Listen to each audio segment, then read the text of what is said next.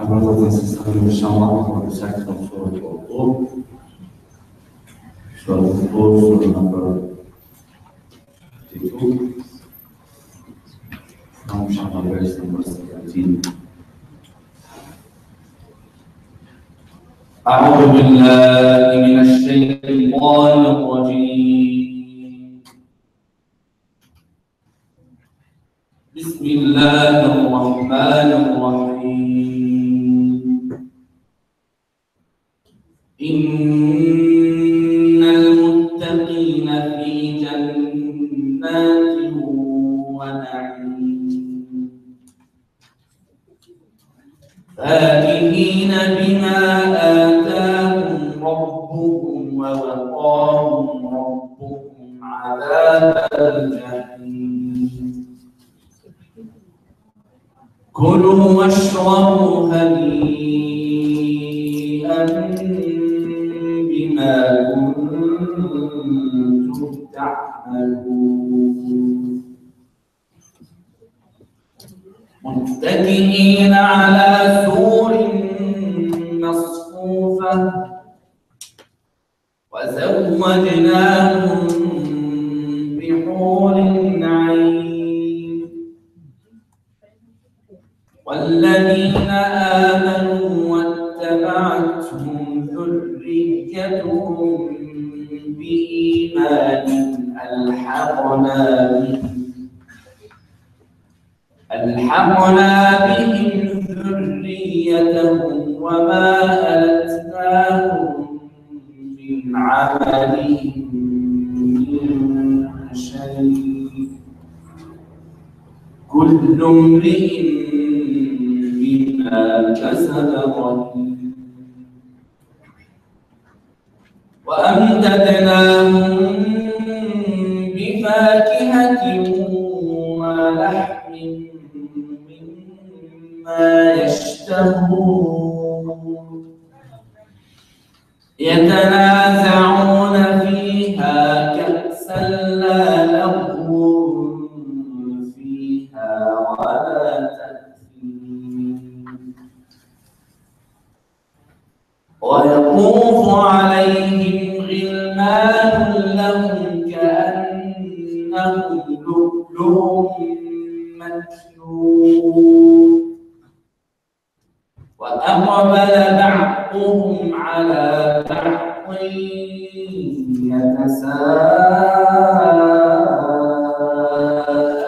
يتساءلون قالوا إنا كنا قبل في أهلنا مشفقين فمن الله علينا ووقانا عذاب السموم إنا كنا من قبل ندعوه إنه هو البر الرحيم فذكر فما أنت بنعمة ربك بكاهن ولا مجنون أم يقولون شاعر نتربص به ريب المنون قل تربصوا فإني معكم من المتربصين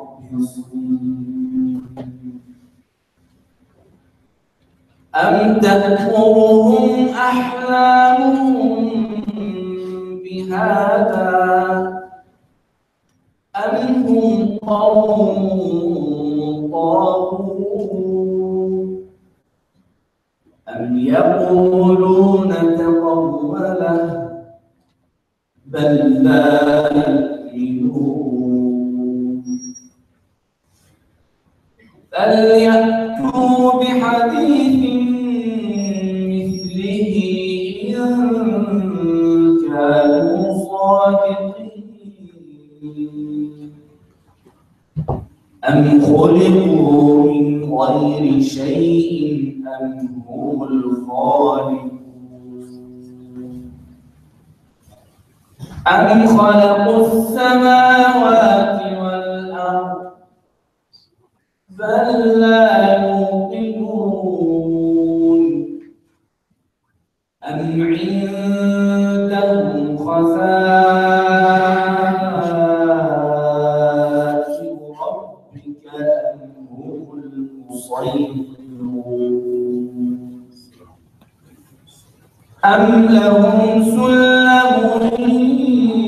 يستمعون فيه فليأت مستمعهم بسلطان مبين أم له البنات وله البنون أم تسألهم أجرا فهم من مغرم مثقلون أم عندهم الغيب فهم يكتبون أم يريدون كيدا فالذين كفروا هم المكيدون أم لهم إله غير الله سبحان الله عما يشركون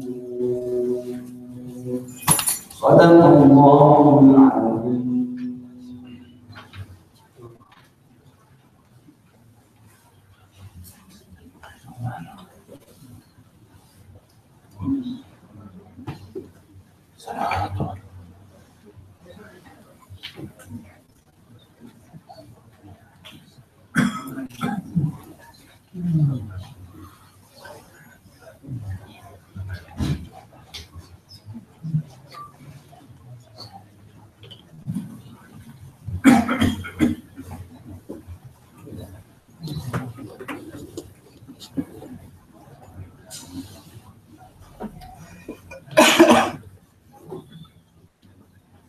الله أكبر الله أكبر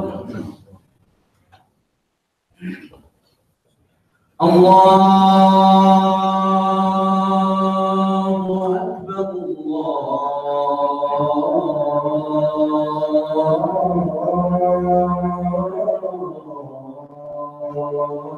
أكبر أشهد أن لا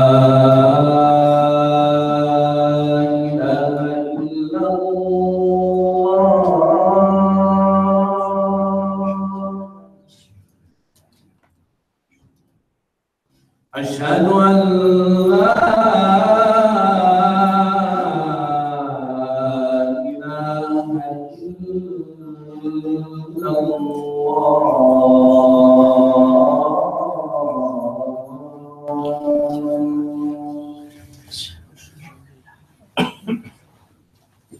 أشهد أن محمدًا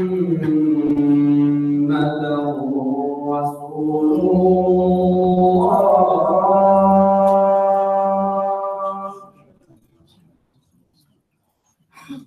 أشهد أن محمدًا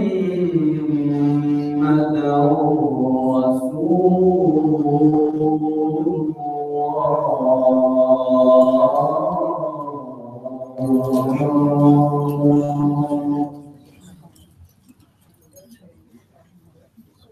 حي على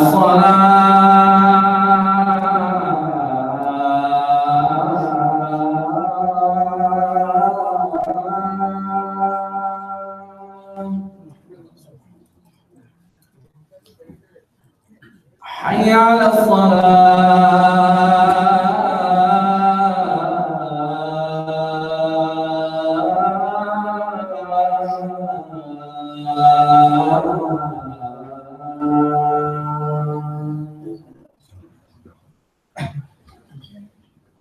حي على الفلاح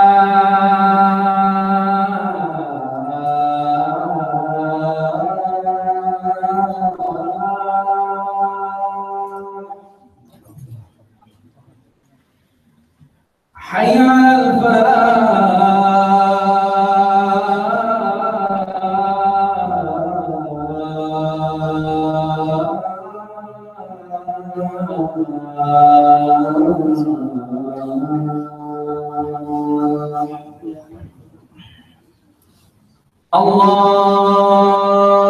الله أكبر الله أكبر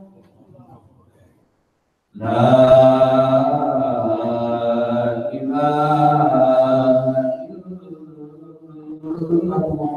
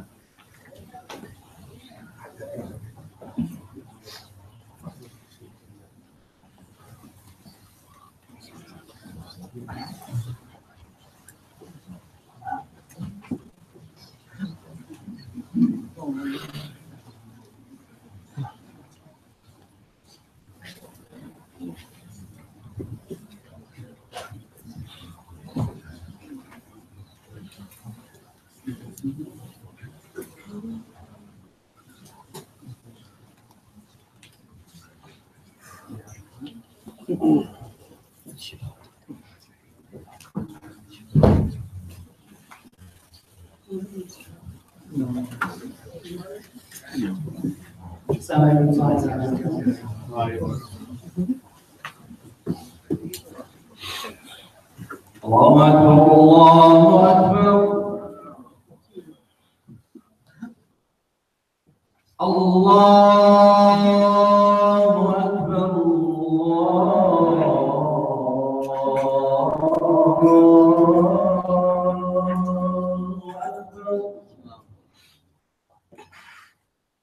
أشهد أن لا إله إلا الله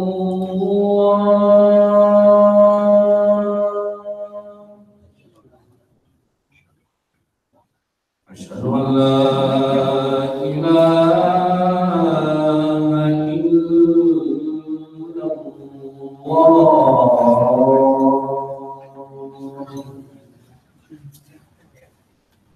أشهد أن محمدا رسول الله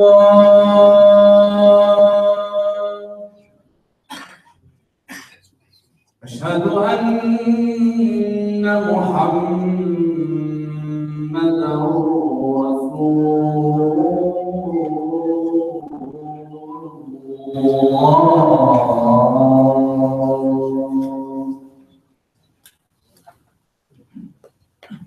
حي على الصلاة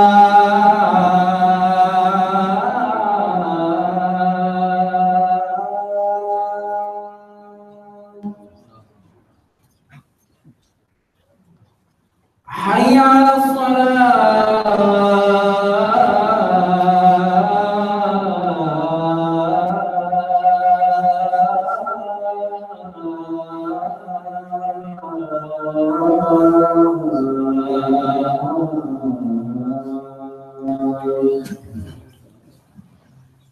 حي على الفلاح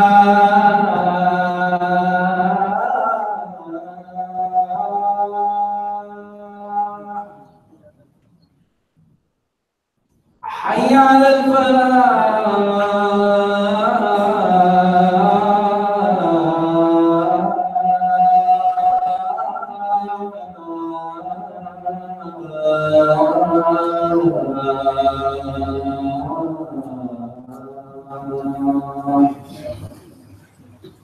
الله أكبر الله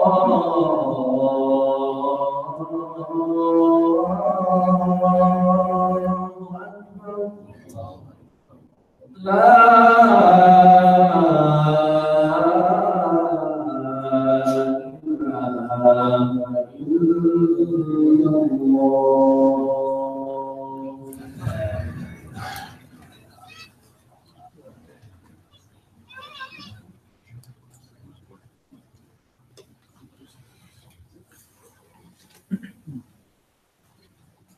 إن الحمد لله نحمده ونستعينه ونستغفره ونعوذ بالله من شرور أنفسنا ومن سيئات أعمالنا من يهدي الله فلا مضل له ومن يضلل فلا هادي له وأشهد أن لا إله إلا الله وحده لا شريك له وأشهد أن محمدا عبده ورسوله وأعوذ بالله من الشيطان الرجيم بسم الله الرحمن الرحيم يا أيها الذين آمنوا اتقوا الله حق تقاته ولا تموتن إلا وأنتم مسلمون.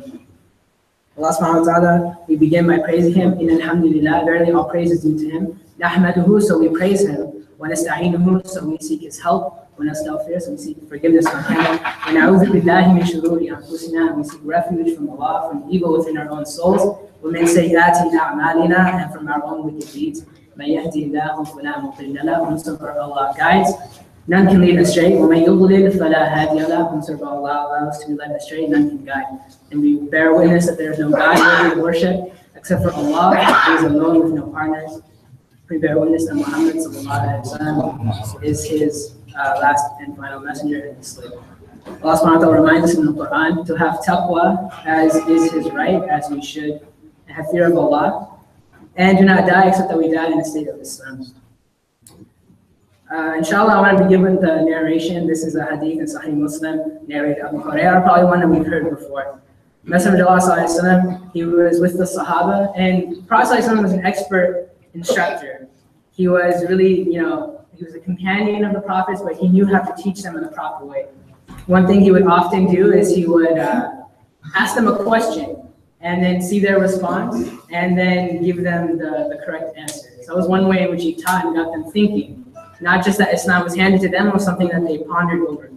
So this was one of those times. He asked the Sahaba, "Atadruna man al-muflis?" Do you know who is muflis? Who translates to bankrupt, or that person that has nothing? Do you know who is the truly bankrupt? And the Sahaba, sometimes they would say, like, Allah and His Messenger know best. In this narration, they give it a shot. They say, the one who has no dirham and no mata', so no money and no possessions. So they say the person that has, no money and nothing. They have no stuff. And the Prophet ﷺ said, "Verily, the bankrupts from my ummah are those that come on the day of judgment with prayers, with fasting, with charity, but then they also come with insults, slander, consuming love, shedding blood, and beating others." And Prophet ﷺ goes on to describe that this person, on the day of judgment, the people that he oppressed will come to him, and they will demand their right.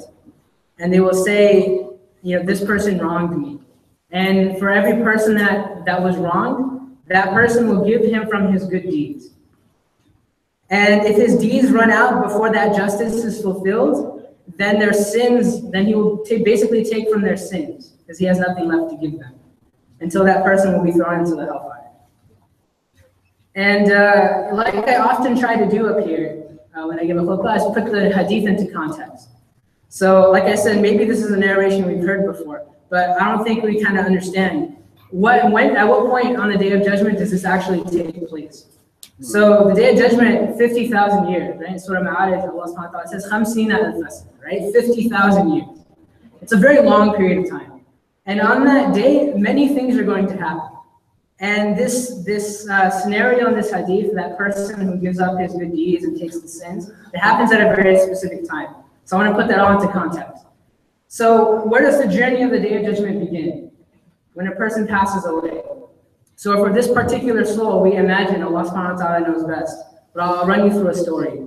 Right? There's a narration, it's the Musnad of Imam Ahmad.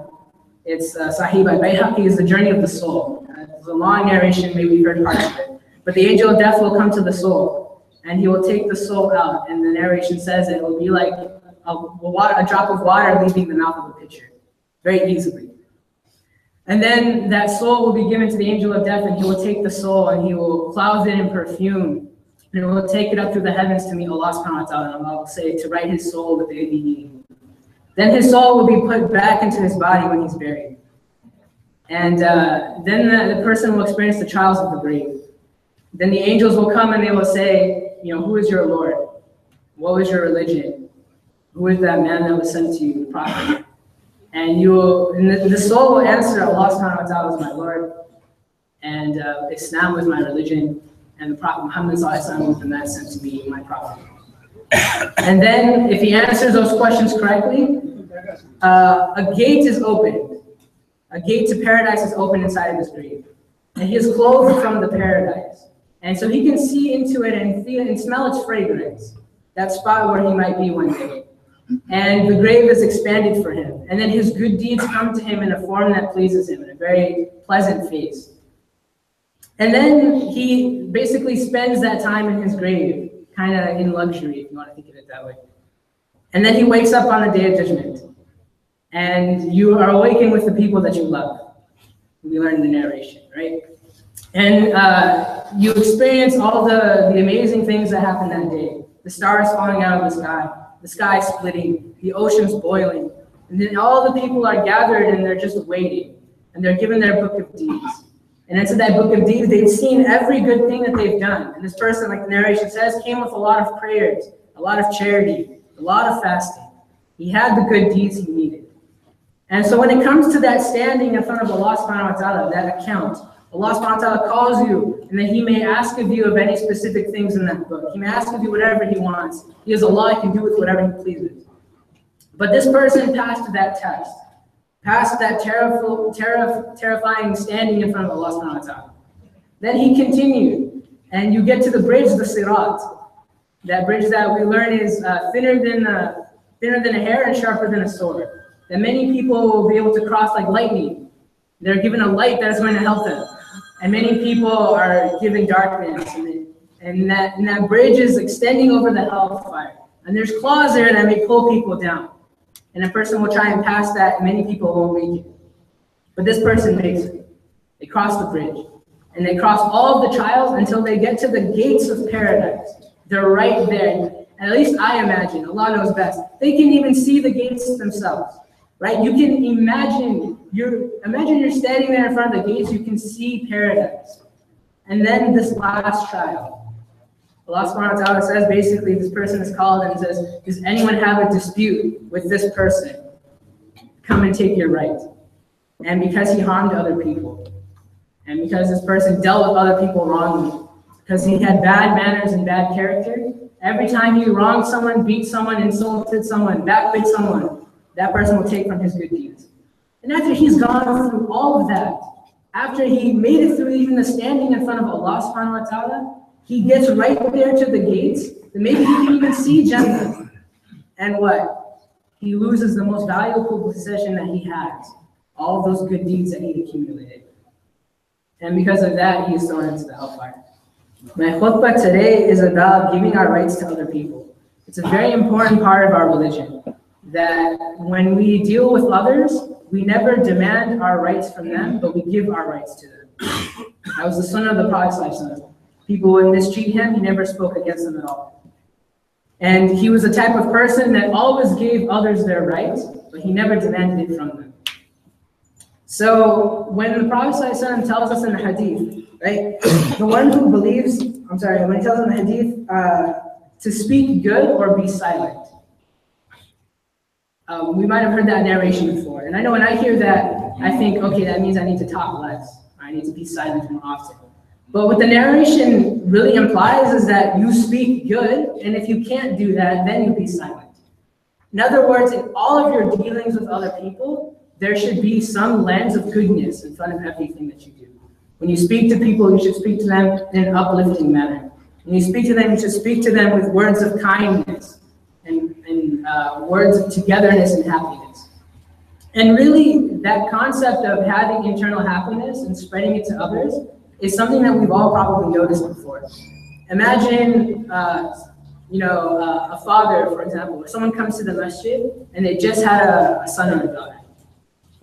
And they're coming and they're showing off pictures, right? Can you imagine the happiness that person feels? That, they were basically, they just had a kid and now they're showing everyone, here, look, this is my little girl, right? You can feel that happiness from them. You can feel from them that they're really, they just have that joy, and that joy is filled within them and they're spreading it to other people. That's what the Prophet ﷺ tries to get us to understand when he tells us things like, he who believes in Allah on the last day must either speak good or remain silent. And also, by the one whose hand is in my soul, you will not enter paradise until you believe. And you will not truly believe until you love one another. You're not a true believer until you love one another. That sounds like a difficult thing. What do you mean we can't truly believe until we love one another? One of the Prophets say, shall I tell you something that if you do it, you will love one another? He says, spread the greetings of salam amongst yourselves. That, it boils down to, you cannot give to other people something that you don't have. You have to have something before you can give it to others. So if you're the type of person, for example, that holds grudges, if you contain negativity, then that negativity is something you will spread to other people. You're only going to give them something that you have. And the Prophet says what? Spread the peace. It will make you love one another. Because if you're constantly smiling at people, constantly saying salam and spreading the peace to people, it's something that you will learn to contain. By habit, it's something that you will grow. And so by constantly dealing with other people with happiness, you will become a happy person. In the best of ways, you will yourself become the best of manners and character. So this process of self-improvement is given a name in Islam. It's a concept called tarbiyah. Tarbiyah is often translated, I think one of the best translations I've heard at least, the scholar put it, you're at some state of immaturity, spiritual immaturity. And tarbiyah takes you to some higher state of maturity.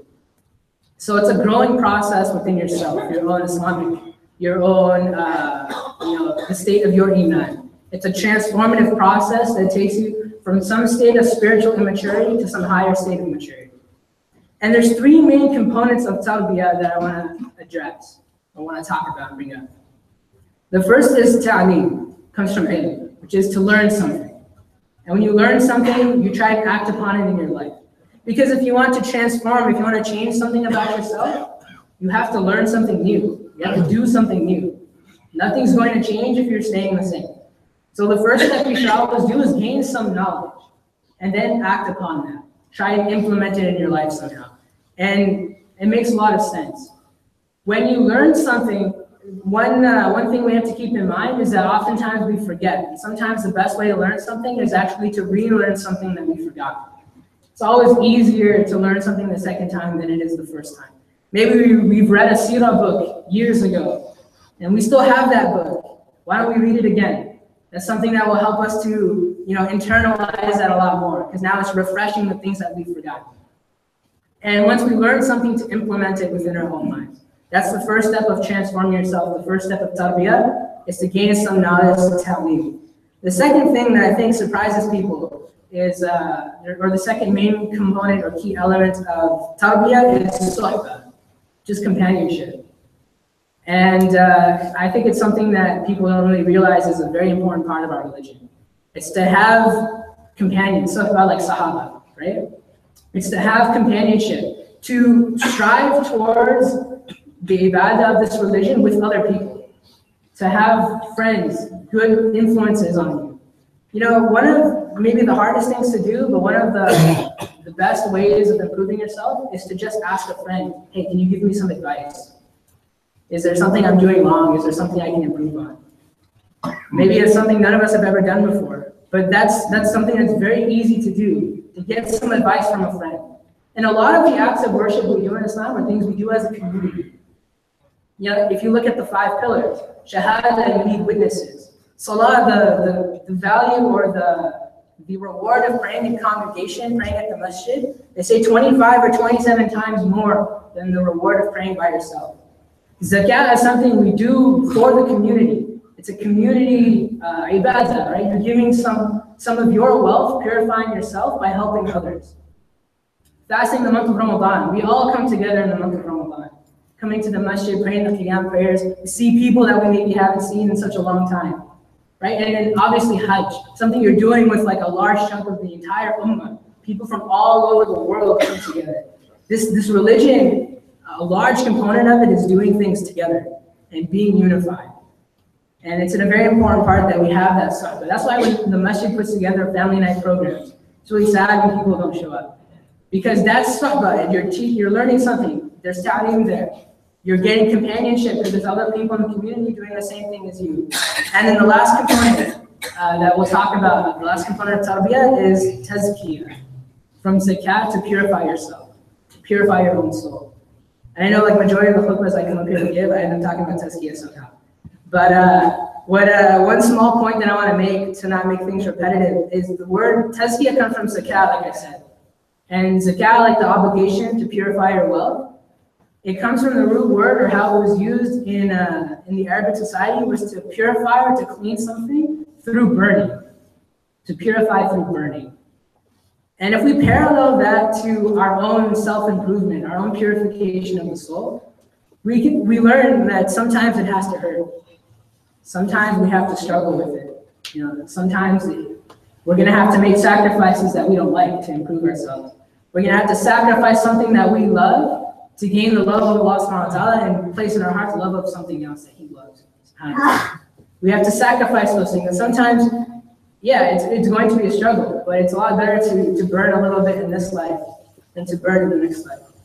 So these are the concepts of tarbiyah that I want you guys to remember. Ta'aleem is gaining some knowledge, acting upon it. Suhbah, which is doing it with other people. Some communal aspect to your worship. And tazkiyah, to work on yourself alone. right? That purification of your soul. Have some conversations with Allah that you don't tell other people about. Maybe you're driving in the car alone, just start talking to Allah subhanahu wa ta'ala. Or some worship in the middle of the night that nobody knows about. You wake up when everyone's sleeping, and you put your face on the floor and ask him whatever you want. Those types of things are things we do on our own to improve our relationship with Allah. In the second khutbah, we'll go into some more detail.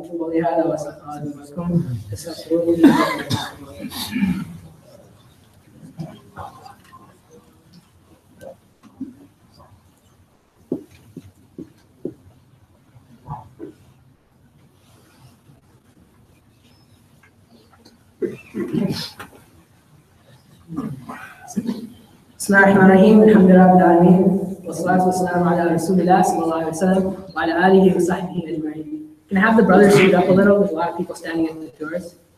We can make some room for them, inshallah.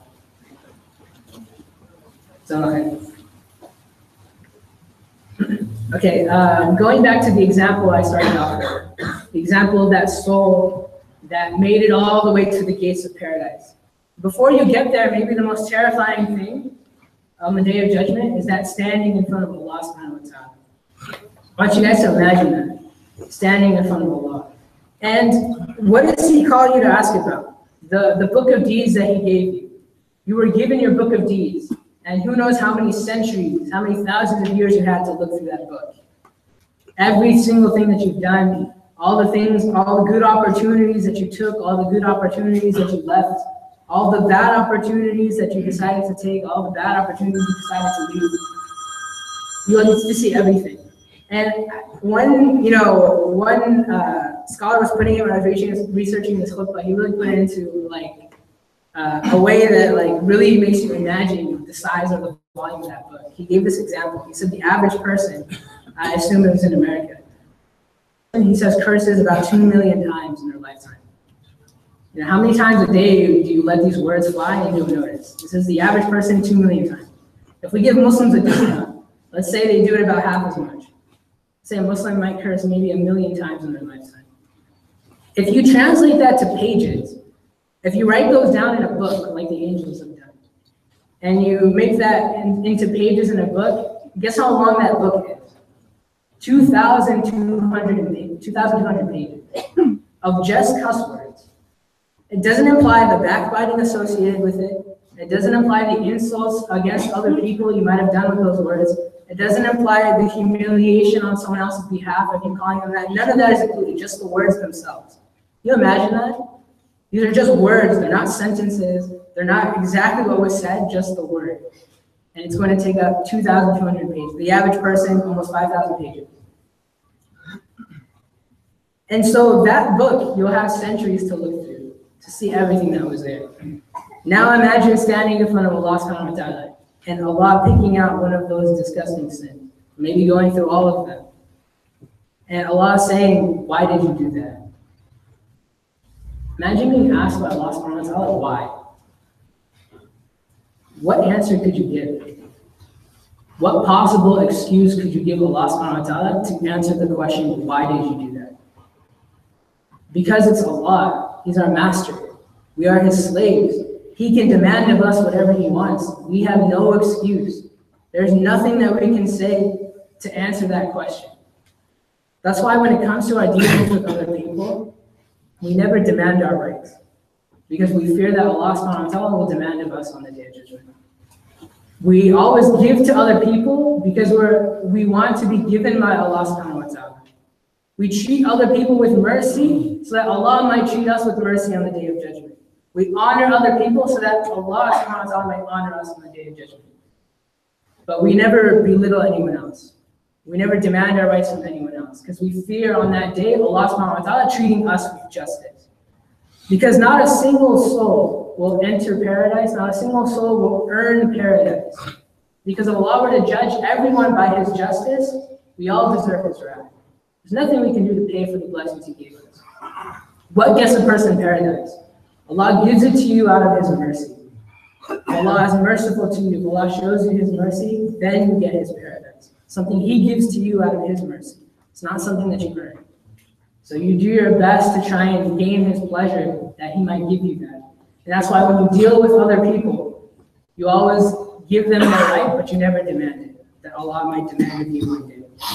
We ask Allah subhanahu wa ta'ala to make us people that internalize this aspect of self-improvement, to try and better ourselves, to gain some knowledge and implement it in our life, to gain some companionship that will boost us in this life, to gain some aspects or some alone time with Allah subhanahu wa ta'ala to work on our own souls and to improve us and strengthen us in the tarbiyah process.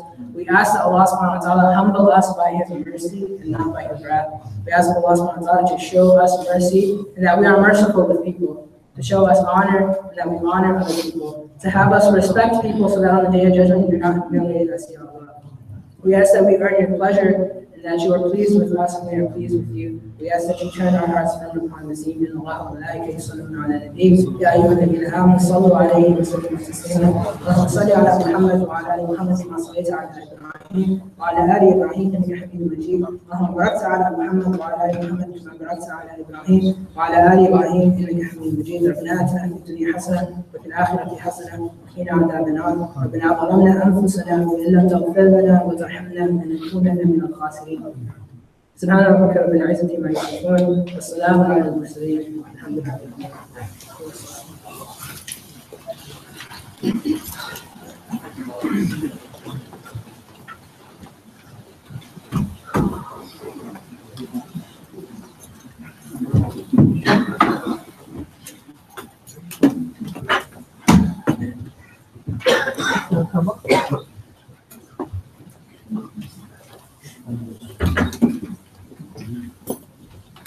الله أكبر الله أكبر أشهد أن لا إله إلا الله أشهد أن محمدا رسول الله حي على الصلاة حي على الفلاح قد قامت الصلاة قد قامت الصلاة الله أكبر الله أكبر لا إله إلا الله.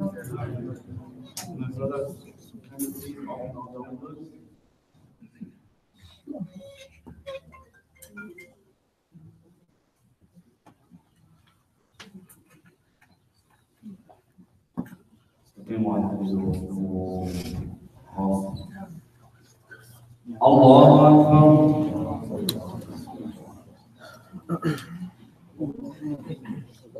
الحمد لله رب العالمين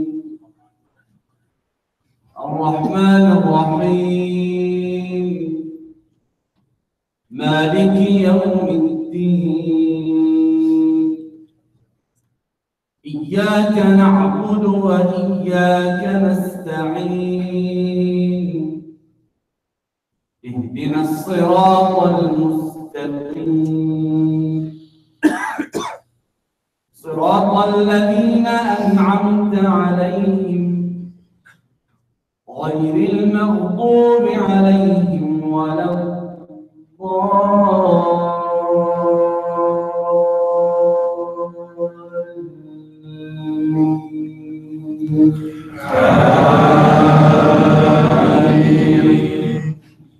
والعصر إن الإنسان لفي خسر إلا الذين آمنوا وعملوا الصالحات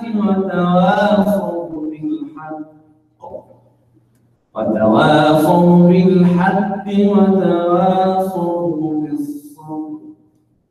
الله.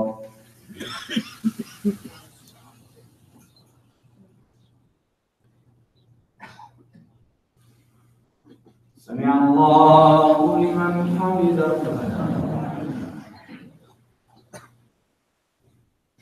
الله أكبر.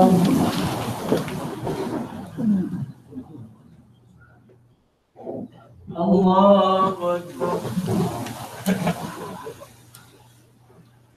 الله أكبر.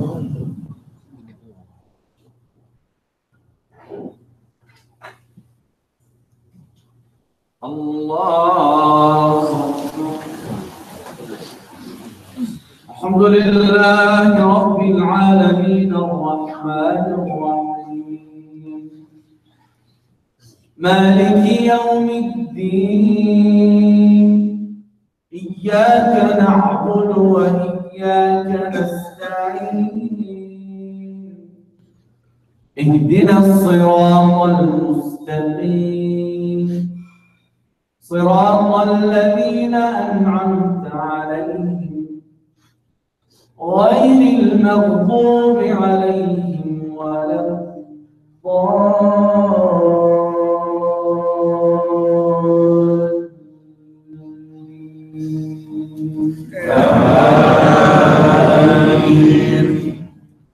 قل هو الله أحد الله الصمد لم يلد ولم يولد ولم يكن له كفوا أحد. الله أكبر.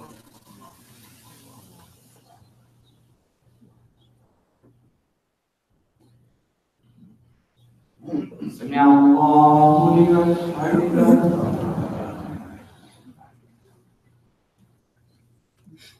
الله أكبر.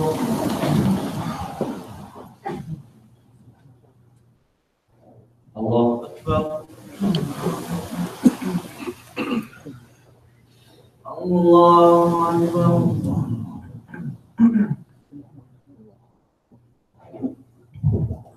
الله أكبر.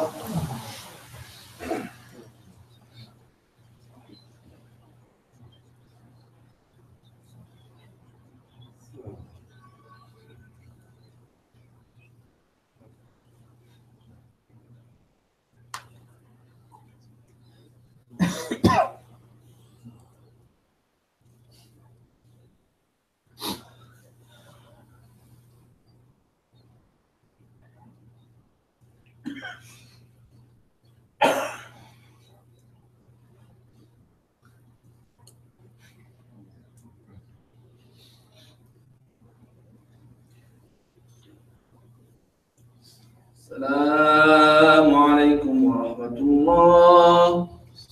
السلام عليكم ورحمة الله.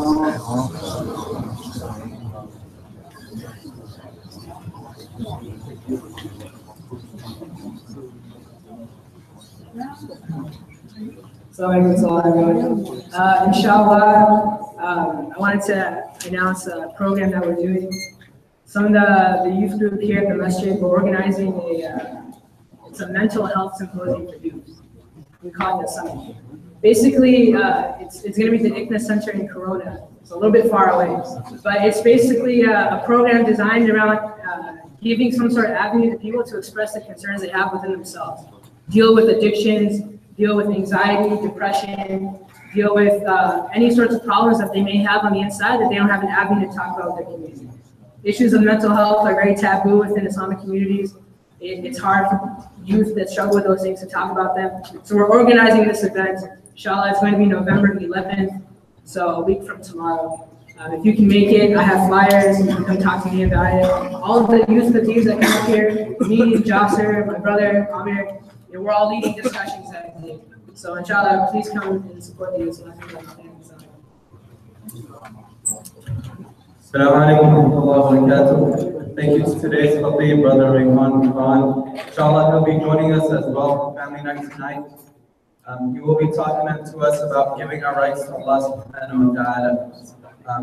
Next week's, inshallah, November 11th and November 12th from 2 p.m. to 6 p.m. We have the Rohingya refugee help. It's aid for Rohingya. It'll be here at this mission from 2 p.m. to sunset on November 11th and 12th. Please, if you have anything you would like to donate, please come join us here at ICSB. Don't forget to register your kids and yourselves in the ICSB Quran Academy and your children as well in the weekend school. If you have any questions about the masjid or need updates, please visit the welcome booth outside. As well, we have a women's group every Friday from 11:30 to 1 p.m. for the women who would like to join. Please don't forget to donate to this mission. It's general funds, and especially to the new building. And please make dua for those who are sick and passed away. Please make dua for Sister Zina Hussein, who is very sick. Alhamdulillah, salatu wassalamu ala Rasulillah sallallahu alayhi wa sallam. اللهم يسر لنا ويسر لنا اللهم يسر امورنا اللهم ربنا في الاسلام وعلى المسلمين وعلى المؤمنين وعلى المسلمين اللهم اشف مرضانا وموتانا وعافنا مبتلانا اللهم رب الناس اغفر عن المرضى واشفهم من الشافي لا شفاء الا شفاء شفاء لا يغادر سقما اللهم موتانا والمسلمين اللهم اشرف في زمرة الانبياء والصالحين والشهداء والصالحين وحسن اولئك رفيقا ربنا عليك توكلنا واليك امنا واليك المصير ربنا اتنا في حسنه وقنا عذاب النار صلى الله عليه وسلم وعلى اله وصحبه اجمعين.